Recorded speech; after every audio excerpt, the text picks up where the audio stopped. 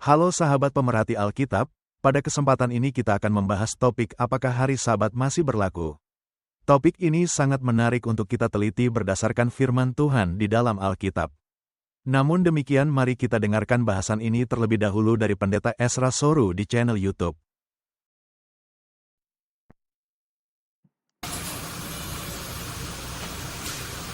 Manakah hari Sabat yang sebenarnya? Apakah hari Minggu atau hari Sabtu?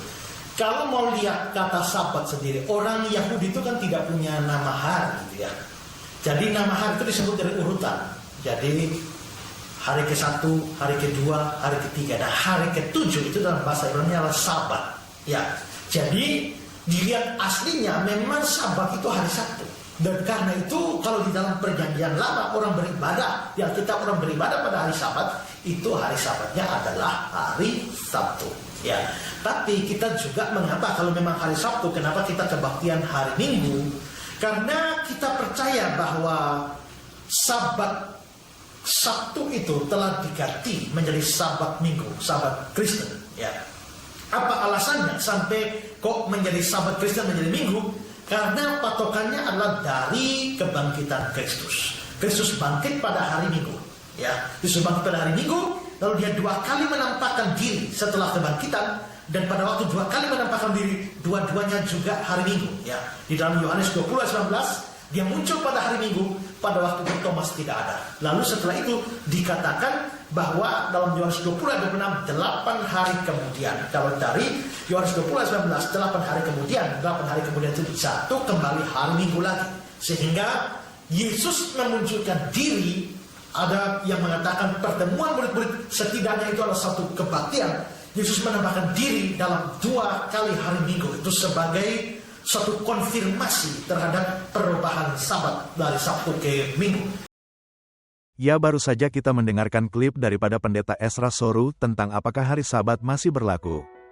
Penjelasan mengenai hari Sabat perlu dipahami dalam konteks penciptaan dan kejatuhan manusia dalam dosa. Hari Sabat diinstitusikan oleh Tuhan pada hari ke-7 setelah penciptaan selama 6 hari, sebagai peringatan bahwa Tuhan adalah pencipta, dan manusia bersama alam semesta adalah ciptaannya. Ini adalah bagian dari tatanan yang sempurna sebelum manusia jatuh dalam dosa, dan Sabat diberikan kepada semua manusia, bukan hanya kepada bangsa Israel. Hal ini tercatat dalam Kejadian pasal 2 ayat 2 dan 3, ketika Tuhan memberkati dan menguduskan hari ke-7. Setelah Yesus datang dan mati di kayu salib, seluruh hukum acara digenapi, karena semua bayangan dan simbol tentang pengampunan dan penyelesaian dosa telah terlaksana dalam diri Yesus. Demikian juga dengan hukum sipil dan hukum moral Tuhan yang dituangkan di dalam 2 lou batu dan kertas papirus, karena hal ini dibuat sebagai perjanjian secara eksklusif dengan bangsa Israel, dan setelah kematian Yesus maka tidak ada lagi Israel fisik dan telah berganti menjadi Israel rohani. Namun hukum moral Tuhan tidak pernah berhenti. Hukum moral Tuhan lebih luas dan dalam dari hukum Tuhan yang dituangkan secara literal di dalam 2 lou batu dan kertas papirus, sebagaimana dikatakan Yesus tentang hukum berzina di dalam Matius pasal 5 ayat 27 dan 28, di mana aturan jangan berzina ditegaskan oleh Yesus bukan hanya bersifat fisik namun lebih dalam bersifat rohani. Kembali saya tegaskan bahwasanya hukum moral Tuhan yang suci telah ada tanpa awal dan akhir sebagaimana Tuhan tanpa awal dan akhir. Demikian juga dengan hari Sabat, yang diinstitusikan sebelum manusia jatuh dalam dosa, tidak termasuk dalam hukum yang digenapi. Sabat ini diberikan untuk semua manusia dan bertujuan agar manusia dapat terus mengingat dan membangun hubungan dengan Tuhan sebagai pencipta. Lebih lanjut dijelaskan, di dunia baru nanti, Sabat akan terus diperingati. Hal ini ditegaskan dalam Wahyu pasal 21 ayat 1 dan 2 yang menyebutkan bahwa setelah penciptaan baru, orang-orang akan datang menyembah Tuhan dari Sabat ke Sabat, menunjukkan bahwa peringatan hari Sabat adalah bagian dari tatanan ilahi yang kekal. Dengan demikian, Sabat yang diinstitusikan sebelum dosa masuk ke dunia tetap berlaku hingga hari ini dan akan terus berlaku, bukan hanya bagi Israel tetapi bagi semua umat manusia.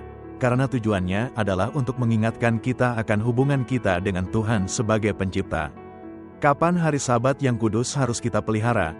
Tentu hari yang ke-7 sebagaimana yang disampaikan oleh Pendeta Ezra Soru, dan Sabat tidak pernah diubah menjadi Minggu karena setiap perkataan Tuhan tidak pernah berubah. Dapat kita simpulkan bahwa hari Sabat, yaitu hari ketujuh, masih berlaku hingga pada saat ini sebagai peringatan yang diberikan Tuhan antara kita sebagai ciptaan dan Tuhan sebagai pencipta kita dan seluruh alam ini. Oleh karenanya, sepatutnyalah kita harus memelihara kekudusan hari Sabat ini. Namun apakah kita dapat beribadah di hari lain? Tidak ada larangan tentang hal ini. Bahkan semakin banyak kita beribadah akan semakin baik. Namun hari Sabat harus dipelihara kekudusannya. Tuhan mengatakan beristirahatlah kita dari segala pekerjaan kita. Demikian juga semua orang yang bekerja untuk kita. Sehingga di hari perhentian ini kita bisa menikmati suatu hubungan yang khusus mengingat kepada pencipta kita yang telah memberkati, mengasihi dan memberikan kehidupan kepada kita. Demikian penjelasan kami. Apabila ada yang ingin bertanya dan belajar Alkitab, dapat menghubungi kami. Tuhan memberkati.